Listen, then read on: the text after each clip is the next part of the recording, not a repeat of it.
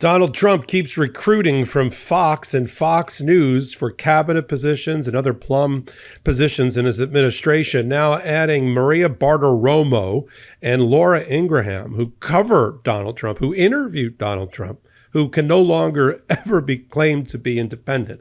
He's named the two of them to the Kennedy Center board. Used to be a bipartisan board, and now all 14 members are right MAGA.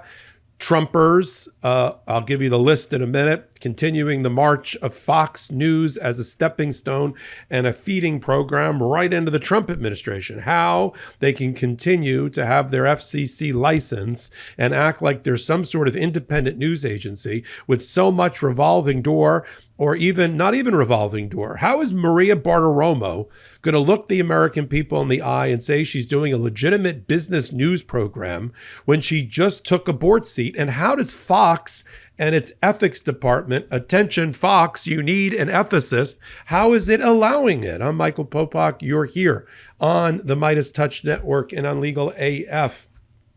Kennedy Center.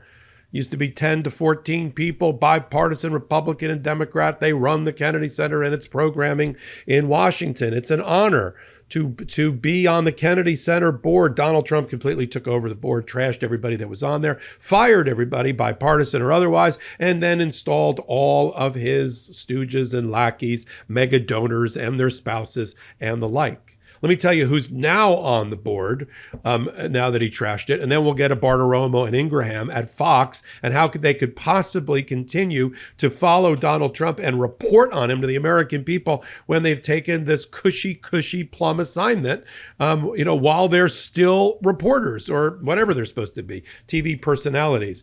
Usha Vance, the vice president's wife, is on the board. Susie Wiles, the chief of staff, her mother, who is married to Pat Summerall, the late NFL host, anchor. So Susie Wiles got her mother on there. We have Dan Scavino, who's the deputy chief of staff. We have Lee Greenwood, the country singer who Donald Trump likes. We've got Pam Gross, who is the wife of a mega donor. We've got Allison Lutnick, who is the wife of the Commerce Secretary. And adding to all of these people are Bartiromo and Laura Ingraham, because Donald Trump, quote, wants to return the Kennedy Center to greatness. Now, artists, understandably, are abandoning the Kennedy Center in droves. Hamilton and Lin-Manuel just canceled their entire run at the Kennedy Center because they're not going to do it under this type of totalitarian approach to the arts. I really do feel like I'm in Nazi Germany when I hear about the complete takeover by the government of an arts division or arm. Now, it shouldn't come as any surprise. There's more than a dozen people from Fox and Fox and Friends and Fox and Weekend and Fox contributors, all serving in some capacity in the Trump administration. From the highest levels, Pete Hegseth, he wasn't even qualified to be on the starting lineup of Fox and Friends. He was Fox and Friends Weekend. And he's now the head of our Defense Department. He's the head of the Pentagon. Pete Hegseth, Kimberly Guilfoyle, formerly a wife or girlfriend of one of the Trump kids, now the U.S. ambassador to Greece. She was a contributor. Monica Crowley from Fox, now the chief of protocol at State. Dan Bongino. Biggest claim to fame is he was in the Secret Service and then he was a podcaster. And now he's the deputy director of the FBI and a former contributor to Fox. Mike Huckabee, former governor of Arkansas, now our ambassador to Israel, a Fox contributor. Sean Duffy, very interesting. Sean Duffy, Secretary of Transportation.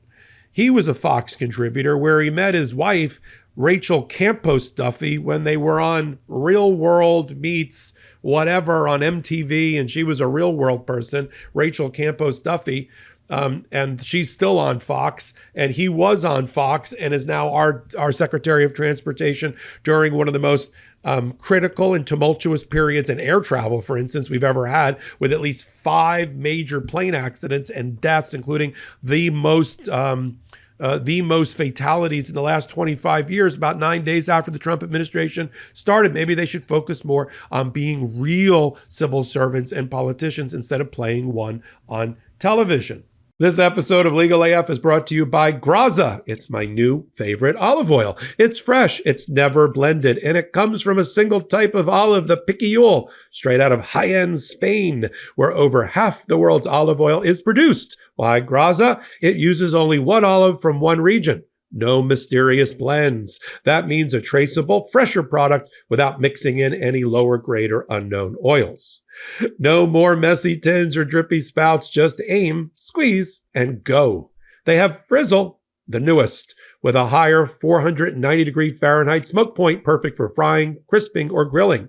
Sizzle at 410 degrees Fahrenheit, an everyday cooking oil for roasting, marinating, and sauteing. And Drizzle, a bold, punchy finishing oil you can sprinkle on salads, dip bread in, or even top off ice cream. Now, my wife, who lived and studied in Italy for a number of years, makes me want to cook more Italian. But I know my margin of error is small, so I love using Graza to make her favorite rigatoni amatriciana and have her look at me like I just ordered in from her favorite Roman trattoria. For a limited time, you get 10% off your first order on Graza's site, but I personally suggest grabbing the trio. That's all three squeezy bottles: Sizzle, Frizzle, and Drizzle. So you're set for every style of cooking. So head to graza.co, and use Legal AF to get 10% off of the trio, which includes Sizzle, Frizzle, and Drizzle, and get to cooking your next chef-quality meal. And then I could go on. Tulsi Gabbard, the head of our national intelligence, was a contributor. Tom Homan, who's the head of our border czar issues, he was a contributor. General Kellogg, he was a Fox contributor. So my big beef, if you can tell, is not so much that Donald Trump is picking people out of central casting on Fox and Friends and Fox and News and whatever and putting them in his administration, which is an obvious indicator that channel was never independent, was never fair and balanced. It was so unfair and unbalanced. It was a stepping stone in apparently auditions and tryouts for Donald Trump, the ultimate reality TV star and producer. My biggest problem is, what is Bartiromo and Ingraham going to do now? I know what they're going to do. They're going to continue to report on the Trump administration. They're going to continue to interview him, and they're not going to reveal anywhere, except we'll do it here. They're not going to reveal anywhere that they are on his board, that they took a. Are they not going to take the money that goes along with it? I believe there's a stipend that goes along with it. They're going to turn that down as well. I mean, Maria Bartiromo just interviewed Donald Trump off the weekend about the recession. Here's a clip. Let me stay on the economy for a moment, because there are rising worries about a slowdown. You've got the Atlanta Federal Reserve saying we're going to have a contraction in the first quarter. Look, I know that you inherited a mess, and you said that the other night. I've only been here, but are you expecting a recession this year? I hate to predict things like that. There is a period of transition, because what we're doing is very big. We're bringing wealth back to America. That's a big thing. And there are always periods of, it takes a little time. It takes a little time. But I think it should be great for us. I mean, I think it should be great. It's going to be great ultimately for the farmer. Don't forget, So is she going to look and level with her viewers and say, I am effectively a mouthpiece for, I almost said the North Koreans, for Donald Trump? And I took the board seat because nobody told me I couldn't do it at Fox, and I think I can still be independent in my interviews. Or I'm not a reporter. How about that? I'm not a journalist. I'm just an on-air personality. Yet you break news and make news when you ask dumb questions that get amazing, eye-popping answers like, well, I can't predict if there's going to be a recession.